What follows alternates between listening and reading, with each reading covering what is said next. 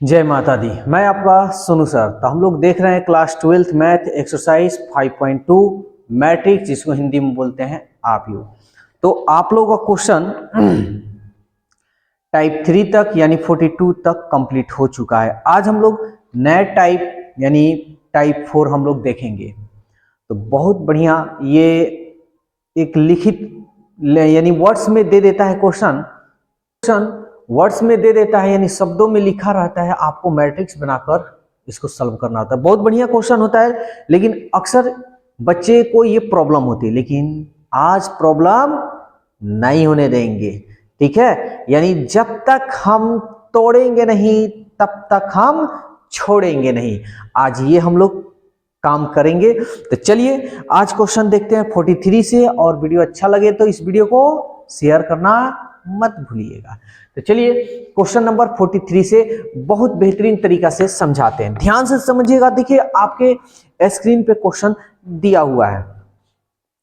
पहले हम पढ़कर समझाते हैं आपको कि किसी व्यापार संघ के पास 30,000 रुपए का कोष है। यानी किसी के पास 30,000 रुपए है, ठीक है ना। 30,000 रुपए है, जिसे दो भिन्न भिन्न प्रकार के बांडों में निवेश करना है। इसको क्या करना है ना, यानी दो कंपनी है या जो भी है, 30,000 रुपया को बांटना है, यानी दोनों कंपनी में लगानी है। लेकिन एक कंपनी में कितना लगाना है, एक कंपनी में कितना लगाना है, मेरे को नहीं पता। चलिए हटाइए। तो हम मान लेते हैं पहले कंपनी में अगर x रुपया लगा रहा है, तो आप कह दीजिएगा कि सर दूसरे कंपनी में 30,000 में से ही x रुपया जो लगाया है ना, जितना रुपया लगाया है पहले कंपनी में का रुपया इसमें से निकाल लीजिए, तो जो शेष बचेगा वही तो रुपया लगाएगा दूसरे कंपनी में। आप ऐसे कह सकते हैं, ठीक है। तब कह रहा है प्रथम बांड पर 5% वार्षिक, यानी साल में 5% वार्षिक, ठीक है। द्वितीय बांड में पर 7% वार्षिक ब्याज, इस पे 7% वार्षिक ब्याज प्राप्त होता है। तो आव्यूह गुणन का प्रयोग करके, इसका मैट्रिक्स का प्रयोग करना है, ये वाला मैट्रिक्स का प्रयोग करके आव्यूह गुणन का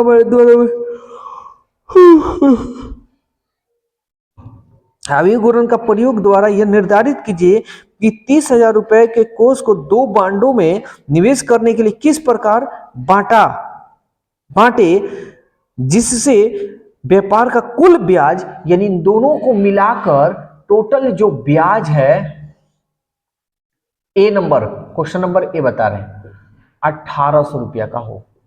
बस यही हम लोग को काम करना है। तो समझिए, ये मेरा धन है, हमको ब्याजे ना निकालना है। तो आप कह दीजिएगा सर जो x है ना, इसका 5% निकाल लीजिएगा तो ब्याज, यानी कहने का मतलब x रुपया है, x का अगर 5, यहां बता दे रहे हैं, ठीक है ना, यहां बता दे रहे हैं, यहां नीचे x का अगर 5% निकालिएगा तो बट्टा 100, इसमें गुना कीजिएगा तो 5x बट्टा 100 रुपया, यही ना हमारा ब्याज आएगा। लेकिन हमको इस तरह नहीं बनाना है, हमको मैट्रिक्स बनाना है। तो चलिए मैट्रिक्स बनाकर हम आपको दिखाते हैं। तो गुणा तो करना होगा, ये तो श्योर है, ब्याज निकालना है तो गुणा करना पड़ेगा हमको। तो चलिए, तो सबसे पहले यहां लिख सकते हैं आव्यूह गुणन का प्रयोग। क्यों भाई, इंक कम चलने लगा, प्रयोग दूसरा मार्कर यूज किया जाए। तो पहला आव्यूह ये है आपका, हम किसी भी तरह इसको लिख सकते हैं, किसी भी तरह। ये x है और दूसरा का 30,000 माइनस x, आप ऐसे भी लिख सकते हैं, ठीक है ना, कोई दिक्कत नहीं। लेकिन आपको ये लिखने का तरीका आनी चाहिए। तो कई गो है, एगो रो है, दो गो कॉलम है, ठीक है। अब इसको कैसे लिखेंगे, तो हम बताए हैं कि इधर वाला यानी रो और कॉलम, यानी दो गो कॉलम है तो इसका दो गो रो होनी चाहिए, यही ना बताए हैं। तो देखिए, तो पहले वाले का 5% और दूसरे वाला का 7% है ना। तो अब देखिए, तो एगो दूगो रो हमारा हो गया और एगो कॉलम हो गया। देखिए तो दूगो रो और दूगो इधर, सॉरी दूगो कॉलम दूगो, यानी ये दोनों बराबर है तो हम इसको गुना आसानी से कर सकते हैं। ये कितना है कितना नहीं हमको इससे कोई मतलब नहीं, ये गुणन हो गया। और गुणन करने पर यानी समझ में आ रहा है ना, गुणन करने पर ये जो हमारा हम गुणा किए हैं तो क्या निकलेगा, ब्याज ना निकलेगा। अब ब्याज कितना निकल रहा है, 1800 रुपया। आप इसको मैट्रिक्स में लिख सकते हैं, कोई दिक्कत नहीं। देखिए मैट्रिक्स यानी जो ब्रैकेट दिया जाता है इसको अच्छा लगने के लिए बस रखा जाता है, इसके अलावा इसका कोई काम धाम नहीं, ठीक है। ये तो हो गया। अब हम इसको थोड़ा सा सॉल्व करते हैं। तो देखिए ये हमारा x हो गया 30,000 माइनस x, और ये हमारा हो गया प्रतिशत है तो 5/100 लिख सकते हैं, इसको आप 7/100 भी लिख सकते हैं, इक्वल टू ये 1800 मैट्रिक्स में है। ये हमारा हो गया x 30,000 माइनस x। अब ये 1 2 2 जीरो है तो 2 अंक के पहले हम बैठा सकते हैं, तो 2 अंक के पहले बैठा लीजिए, 1 2, फिर 1 2 2 अंक के, 2 को जीरो है तो 2 अंक के पहले 70.0 इक्वल टू 1800, ठीक है ना। अब इसको हम लोग सॉल्व करते हैं, तो हम ऐसा करते हैं, इस साइड में जगह है, यहां पे हम सॉल्व कर दे रहे हैं, आ जाएगा ना, थोड़ा हम देख लें।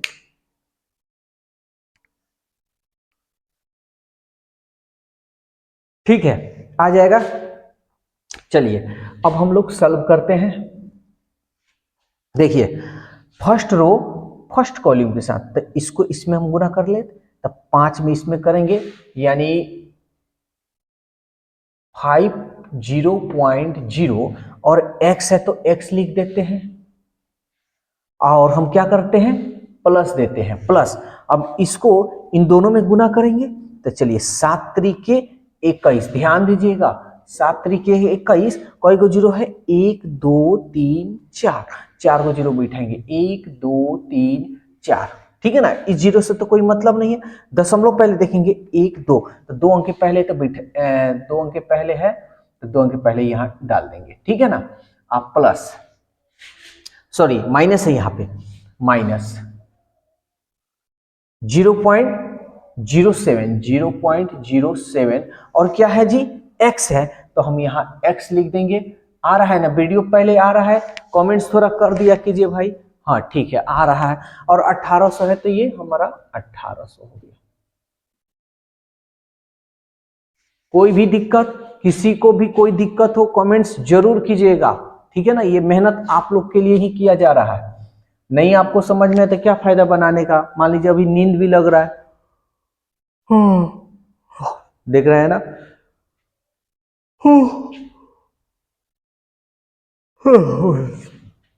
बहुत नींद आ रही है, ठीक है ना। तो इसलिए भाई आप लोग बताइएगा जरूर, और आप लोग भी बताइएगा, ठीक है। अगर कोई दिक्कत हो तो, अच्छा लगे तो आप लोगों को जो मन करे सो कीजिए। तब दशमलव के बाद जीरो का वैल्यू नहीं होता है तो इसको हटा देते हैं, तो हमारा हो जाएगा 2100 मैट्रिक्स। इन दोनों में कौन बड़ा, तो कहिएगा ये वाला बड़ा, तो सर माइनस दे दीजिए। तो 7 में से 5 गया 2, 0 में से 0 गया 0.0 है तो 0, x है तो x बराबर 1800। इधर भी मैट्रिक्स है इधर भी मैट्रिक्स, दोनों मैट्रिक्स को हटा देते हैं, तब हटाएंगे तब हमारा क्या हो जाएगा, 2100 minus 0.02 x equal to 1800। Solve करते हैं, 2100 को इधर भेज देते हैं, माइनस 0.02 x इक्वल टू 1800, ये इधर गया माइनस 2100, जीरो माइनस 0 पॉइंट, अच्छा दशमलव को हटा देते हैं, माइनस 2, दशमलव के लिए 1 लिखेंगे, 1 2 अंक है तो 2 जीरो, इस x से कोई मतलब नहीं है, ये हो गया माइनस, ये 00, 11 में से 8 गया 3, 1 1 खत्म, माइनस से माइनस कट गया, 2 से कटाइए, 2 1 कम 2, 2 पचे 10, 1 जीरो है 1 जीरो, तो इसलिए आई मीन x का मान क्या होगा, ये इधर जाकर गुना हो जाएगा, 15, 1 जीरो है तो 1 जीरो और 1 2 2 जीरो, क्लियर। x का मान निकल गया। तो यही जो चीज हम माने थे, यहां देखिए मानने नहीं है, थोड़ा मान लीजिएगा आप लोग, ठीक है ना। मान लीजिएगा माना प्रथम निवेश x रुपया और दूसरा यानी द्वितीय, ये नहीं माने थे आप लोग, मान लीजिएगा। अरे समझ में आ गया तो ये तो छोटा मोटा चीज है। 30,000 में से x रुपया घटा लीजिएगा, इतना। तब प्रथम निवेश, सवाल किधर गया भाई? तो यही सवाल कह रहा है कि बांटा गया है तो दोनों प्रकार का निवेश आपको बताना है, प्रथम निवेश और द्वितीय निवेश कितना है। तो देखिए, तो प्रथम निवेश कितना है, x माने हैं, तो प्रथम निवेश कितना हो जाएगा, प्रथम निवेश कितना हो जाएगा? तो कहिएगा कि सर x माने है, यानी x का मान आया 15,000। और द्वितीय निवेश कितना हो जाएगा? द्वितीय निवेश कितना हो जाएगा? तो द्वितीय निवेश कितना, 30,000 में से 15,000 घटाइएगा तो कितना आएगा जी? 15,000 रुपया। ये बोलिए समझ में आया कि नहीं? अगर समझ में आया तो कमेंट्स जरूर कीजिएगा कि हाँ समझ में आ रहा है, ठीक है। तो इसको पहले स्क्रीनशॉट लीजिए, उसके बाद, और ये ए नंबर क्वेश्चन था, ये क्वेश्चन नंबर इसका 43 का ए था। आप लोग क्या कीजिएगा, 43 का बी एकदम सेम तरीका से बनाइएगा, बस यहाँ पे चेंज हो जाएगा, जो मान दिया है वो रख दीजिएगा, ठीक है। तो एक क्वेश्चन और करा देते हैं और इस पे क्वेश्चन पूरा कंप्लीट कीजिएगा। आज एक्सरसाइज 5.2 पूरा कंप्लीट होने वाला है। फिर भी अगर किसी को कोई क्वेश्चन पूछनी हो तो कमेंट्स के जरिए अपना क्वेश्चन पूछ सकते हैं, ठीक है। नींद बहुत ज्यादा आ रही है तो जल्दी से इसे नोट कीजिए और जल्दी से आप लोग कॉपी में पर 44, बहुत बढ़िया क्वेश्चन। देखिए बहुत ज्यादा नींद आ रही है तो इस नींद को हराम कर कर आपको बढ़िया चीज दे रहे हैं, तो प्लीज इस वीडियो को ज्यादा से ज्यादा अपने दोस्तों में शेयर जरूर कीजिएगा। और आपको क्या अच्छा लग रहा है या नहीं लग रहा है कमेंट्स जरूर कीजिएगा, क्योंकि ये मेहनत बस आपके लिए है। तो देखिए क्वेश्चन बहुत बढ़िया है। कर एक दुकान में स्टॉक में 20 दर्जन कमीज, देखिए कमीज जो है 20 दर्जन है, ठीक है।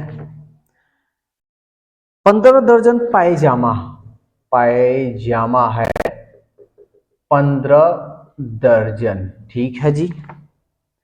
25 जोड़े मोजे हैं, 25 जोड़े मोजे हैं, मोजे 25 जोड़े हैं। अब सवाल कर रहा है कि इनका विक्रय, विक्रय मतलब बेचने का 20 रुपया प्रति कमीज, यानी एक कमीज को 20 रुपया प्रति कमीज, ठीक है। एक कमीज को 20 रुपया, 90 रुपया प्रति पायजामा, 90 रुपया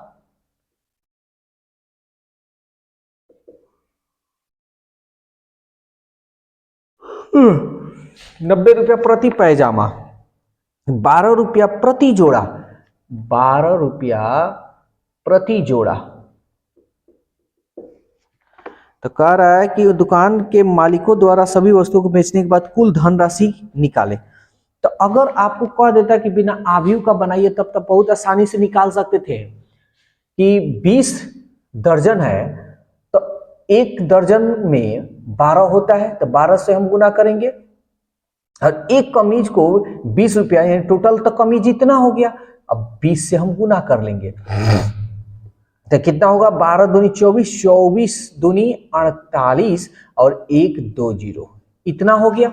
फिर इसमें अगर करना हो तो 15 दर्जन और एक दर्जन में 12 को होगा तो 90 को, एक पैजामा 90 रुपया तक कितना होगा जी, गुना कर लेते हैं। तो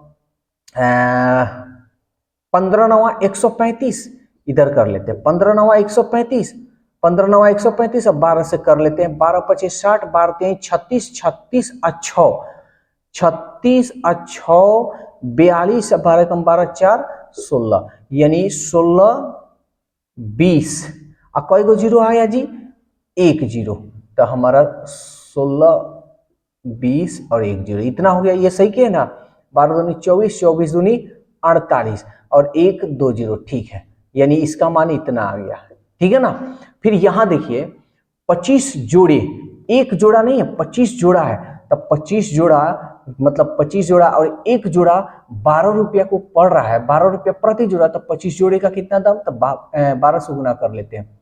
25 दूनी 50, अब 25 से कम 25, 25 अब 5 30, तो ये हो गया 30, यानी ऐसे इतना हो गया। इसको जोड़ते हैं जीरो, ये हो गया जीरो, 8 2 10, 10 3 13 6 4 10 और 10 और 1 11 और 1 का 1 2। यानी कह सकते हैं कि मालिक द्वारा, यही ना पूछा है जी, कि मालिक द्वारा कितना रुपया का इनकम होगा। कितना नंबर है, यानी 44 नंबर, ठीक है। यानी इसमें आंसर में 28,500 रुपया दे रहा है और आपका आ रहा है 21,300। देखिए तो कहीं हम गलत कर दिए हैं क्या। 25 जोड़े, यहाँ क्या कह रहा है प्रति जोड़ा है और यहाँ कह रहा है 25 जोड़े हैं, ठीक है। 25 जोड़े मोजे हैं, मोजे, ठीक है। इनका विक्रय मूल्य 50 रुपया है। आहा, यहाँ गलती हो गया ना। देखिए यहाँ 50 रुपया विक्रय मूल्य जो है ना 50 रुपया, किताब में 50 रुपया ना दिया है, 50 रुपया है। अब आ जाएगा 50 रुपया, 90 रुपया और 12 रुपया, ठीक है। तो अब इसको हम कर दिखाते हैं। देखिए तो 50 से आपको गुना करना, वही कर रहे हैं, आंसर का है गड़बड़ हो रहा है। तो देखते हैं, यहाँ पे बस थोड़ा सा चेंज कर लीजिए। 5 दूनी 10 यानी 12, तो अरे 12, 5 दूनी 10 हो गया और 12, तो यहाँ 1 2 3 0 होगा, 1 2 3 0 और 12 हो जाएगा, यानी 2 और 1। अब इसको जोड़िए और देखिए तो कितना आ रहा है आंसर। थोड़ा सा मिस्टेक हो गया है, 0, ये हो गया 0, ये 2 3 5 6 2 8 और 1 का 1 2, 28,500। क्या 28,500 आ रहा था मेरा? जी हाँ, 28,500। तो अगर आप ऐसे अगर कीजिएगा तो आसानी से आप लोग निकाल सकते हैं कि हाँ इतना आएगा, लेकिन अगर ऐसे बनेगा तो हो जाएगा गलत। इसको हम किससे बनाना है? मैट्रिक्स के द्वारा। तो देखिए कैसे हम बनाते हैं, एकदम इसी तरह बनाएंगे, लेकिन मैट्रिक्स क्या यूज करेंगे इस तरीका से। इसलिए हम बता दिए ना कि आपको समझ में आ जाए कि क्या इस तरह बनाने से क्या आंसर आएगा कि नहीं। तो किसी भी तरह बनाइए आंसर आएगा, लेकिन जो नियम का है, जो मेथड का है, उसी तरह से बनानी है। चलिए अब मैट्रिक्स का हम यूज करते हैं, ध्यान से समझिएगा। हम इसको ले लेते हैं, ठीक है ना। तो किसी तरह भी हम ले लें, चाहे 20 है तो 20 15 और थोड़ा जगह बनाकर 15 और ये रहा आपका 25। बात को थोड़ा सा ध्यान से समझिएगा, ठीक है। तो एक रो हो गया और 1 2 3 गो कॉलम हो गया।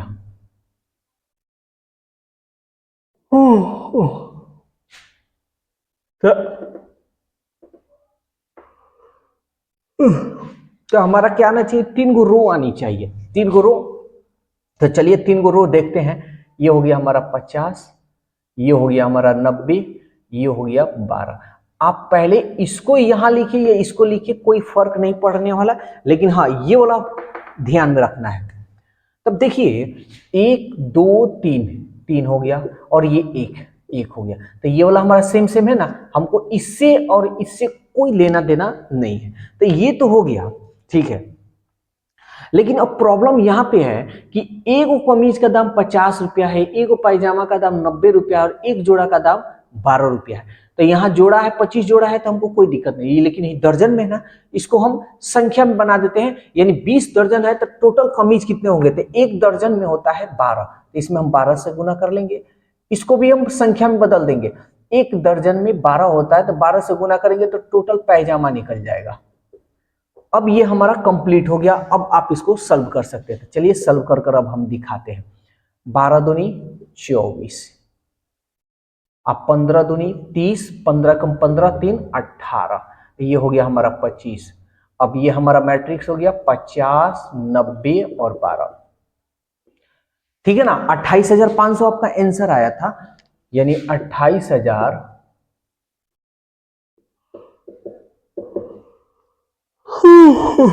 भाई नींद बहुत ज्यादा आ रहा है, ठीक है ना। तो वीडियो को थोड़ा सा अपने तरफ से कर दे, अभी मत समझिए कि जानबूझकर कर रहे हैं, भाई बहुत नींद आ रहा है, ठीक है। तो ये देखिए अब ये हमारा क्लियर हो गया। अब इसको हम लोग जिस तरह हम लोग काम करते हैं उस तरह काम करते हैं। ये matrix first row and first column 24 में 5 से कीजिए, 5 चौका 20, 5 दूनी 10, 10 2 12, 1 0 और यहाँ 1 0, फिर प्लस इसमें करते हैं 9 अट्ठे 72, 18 पच्चे 90, 18 छक्के 108, 18 सत्ते 126, 18 अट्ठे 144, 18 नवा 162, ये जीरो ये जीरो, 9 अट्ठे 72, 9 7 16, ठीक है। फिर इसमें हम कर लेते हैं 25 दूनी 50, 25 से कम 25, 25 से 5 30। अब इसको हम जोड़ लेते हैं। तो ये मैट्रिक्स रखिए या ना रखिए, अभी हम जस्ट समझा है कि मैट्रिक्स जो होता है बस अच्छा लगने के लिए हम लोग को लिखना पड़ता है। तो 2 0 2 0 2 0, 3 2 5, 6 6 और 2 8, 1 और 1 2। तो जो भी बेचा गया, यही ना सवाल पूछा था, कह रहा है कि बेचने के बाद कुल धन राशि कितना निकलेगी। तब बेचने के बाद कुल धन राशि कितनी निकलेगी 28,500। इसके पहले भी जो बनाया है मेथड से वो भी इतना ही आया। समझ में आया, देख लीजिए, ठीक है ना। तो आज हम लोग यानी 43 बता दिए, 44 बता दिए, 45 46 47 मात्र 3 क्वेश्चन है और 3 क्वेश्चन आपको बनाना है। और कोई दिक्कत हो तो कमेंट्स के जरिए आप लोग क्वेश्चन पूछ सकते हैं, या जो स्क्रीन पे नंबर दिया है उस पर आप कांटेक्ट क्या क्वेश्चन पूछना है तो व्हाट्सअप कीजिए, और मेरे से ऑफलाइन क्लास करना है तो कांटेक्ट कीजिए, ठीक है ना। तो जो बच्चे सिवान के हैं वो फायदा उठा सकते हैं ऑफलाइन आकर, और जो बच्चे दूर के हैं वो ऑनलाइन। जो भी डिटेल्स लेनी है नंबर दिया है उस पर कांटेक्ट कीजिए। तो बस आज के लिए इतना ही। आज एक्सरसाइज 5.2 कंप्लीट हुआ, और अगले दिन नेक्स्ट वीडियो होगा, लेकिन नेक्स्ट वीडियो आपका चलेगा 5.3 और आव्यूह का परिवर्त यानी ट्रांसपोज ऑफ मैट्रिक्स निकलेगा, चैप्टर होगा। लेकिन इसके बाद अब आपका क्लास 11th का चलेगा, 11th का एक्सरसाइज कंप्लीट करेंगे, फिर 12th का चलेगा। ऐसे चलेगा क्योंकि एक दिन में दो वीडियो अपलोड करना तो डिफिकल्ट हो जाता है। 10th का भी डालिए, 11th का भी डालिए, 12th का, 3 वीडियो हो जाएगा, बहुत ज़्यादा हार्ड वर्क हो जाएगा। लेकिन आपको कोई भी क्वेश्चन कभी भी पूछनी हो आप लोग पूछ लीजिएगा, ठीक है ना। तो आज के लिए बस इतना ही, और वीडियो अगर अच्छा लगे तो इस वीडियो को शेयर करना बिल्कुल मत भूलिएगा, और अपनी राय जरूर दीजिएगा।